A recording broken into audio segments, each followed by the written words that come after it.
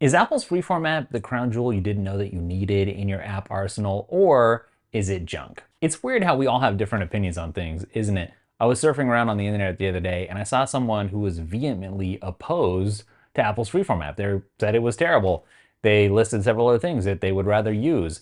And I was scrolling through the comments, and lo and behold, a lot of other people seem to feel rather similar to that person. So today I wanted to address it. And the reason that this struck me is because I actually really like Freeform. It's something that I've used basically ever since it came out and haven't stopped using, and have continued to enjoy and find new ways to get more out of it, especially as Apple's added new features. So kind of wanted to address that issue a little bit. Before we get into it, you got to check out the newsletter. It's free, comes out on Fridays. It'll take 30 seconds to get you up to speed on everything that you might care about in the Apple realm and beyond. And if you haven't checked out my courses, now's the time to do it. And right now you can pre-order my course on AI, so you can take advantage of all the opportunities coming your way. I'm going to link this all up down below. Freeform, of course, is sort of like Apple's version of an infinite whiteboard where you can doodle and sketch and add shapes and make diagrams and collaborate with other people. Works great on the iPad with the Apple Pencil, of course. Couple things. If you haven't heard me say it, I'm going to say it right now one more time because I never know where people run into this information. But on Daily Tech One, the flagship channel, I talked about how the new iPad mini is actually my favorite place to use Freeform, use it with the Apple Pencil, obviously. So I guess it might depend on what you've got in the arsenal in terms of hardware and kind of what you get up to. Some people just aren't going to use a whiteboarding app in general, or the features that you're looking for. A lot of people get really into Muse or Microsoft's OneNote sort of situation. So it really depends, right? But if you're on Apple and you're looking for a free app, that's like the main thing that Freeform has going for it. It's free and it's available on all of Apple's devices, basically. I guess maybe not the Apple Watch, but I mean like the Vision Pro, it's there, it's everywhere. So it's free and it works across all your ecosystem. I think most people that I've encountered on the balance are enthusiastic for the versatility, even though there's some people who say it's a little bit limited, they're kind of frustrated, especially with the features on the Mac. I would say more people than not, though, seem to appreciate it for what it is, what it lets them do. In particular, just get your ideas out. So the way that I'm using Freeform, if you just need some ideas, is number one, I think differently when I'm writing stuff, when I'm handwriting stuff versus when I'm typing versus when I'm dictating, right? So I use all of those things at different times, but there's certain things where, especially when I want to think deeply about something, or if I'm doing some research, where I want to use the Apple Pencil and I head into Freeform and I just kind of start jotting down notes and ideas when they come to me. Now, I combine that with, especially on the iPad, the really easy way to get things into a Freeform board. So sometimes as I'm just going about my day on my iPhone, I'll come across something interesting and I'll add it to a Freeform board. I won't even open Freeform. I'll just use the share menu, add it to a board, and then I'll get into that board later and I'll have like 5 or 10 things that I've shared into it, and I'll grab them and I'll start organizing them, maybe delete a couple of them, and it just lets me really easily bucket stuff that I find that maybe I'm putting together for some research. I do a lot of courses, you know, the great onboarding, if you've taken any of my courses, then you know, like, well, a lot of that back end process happens in Freeform.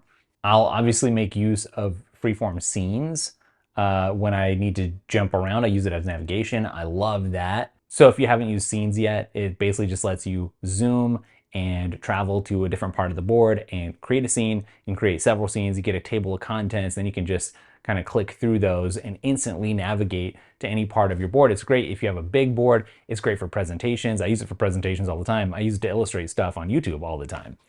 So really, it's an all-around, well-rounded app, I feel like, that slots into many different workflows and situations. And if you're not using it yet, or if you're like, what can I do with this? I wish I could go beyond the basics. I kind of like get it, but I don't know. I need ideas for what I can do with it. I got a great course on it. It's called Freeform Unleashed, goes way beyond the basics. So you can check it out. It's linked up down below. I think a lot of people take a look at an app like Muse and they think, well, Freeform seems to be lacking in terms of the features, which I get, because something like Muse gives you nested boards. That's something that Freeform doesn't have. The navigation's just a little bit different. The aesthetic is different. I think maybe it feels a little more refined, a little less minimalist, even though it's still very minimalist.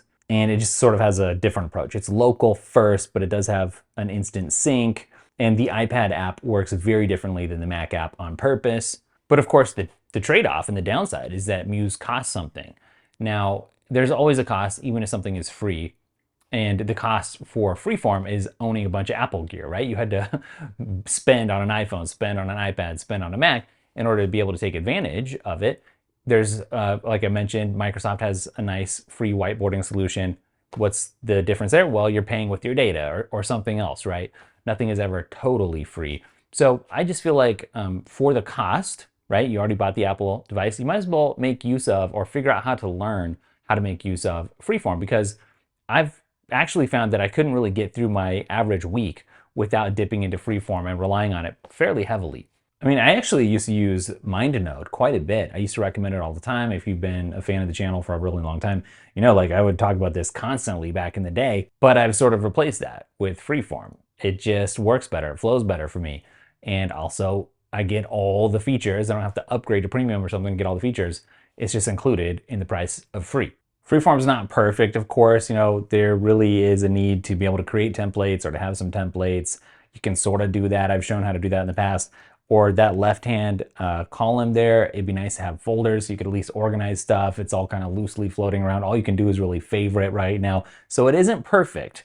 I do understand that. I get that. I want it to improve. But I would probably go so far as to say, if you're not using Freeform, you either A, don't know how, and you should learn a little bit more about it, or B, maybe you should give it another chance if you sort of wrote it off already. And I think it's great for productivity. I think it's great for creativity. I think it doesn't have to be the be-all, end-all app for people like maybe they think it is. It can be a tool in the toolkit rather than the whole shebang. So if you're using it, I would really like to know what you think about it. Do you feel like it's improving? I feel like it's improving. Like a lot of things with Apple, Apple's such a behemoth, it maybe goes a little bit slower and is a little more incremental than I would like. But I'm relatively happy and satisfied with it, again, for the price. But if you are one of the people who I was kind of talking about at the beginning who don't like Freeform, I would really like to know what you don't like about it. And the reason I'd like to know is because I would like to try to solve that in some of my future videos. If there's something that, you know, I could help you do like a workaround or understand a little bit better or give some ideas or strategies, then let me know.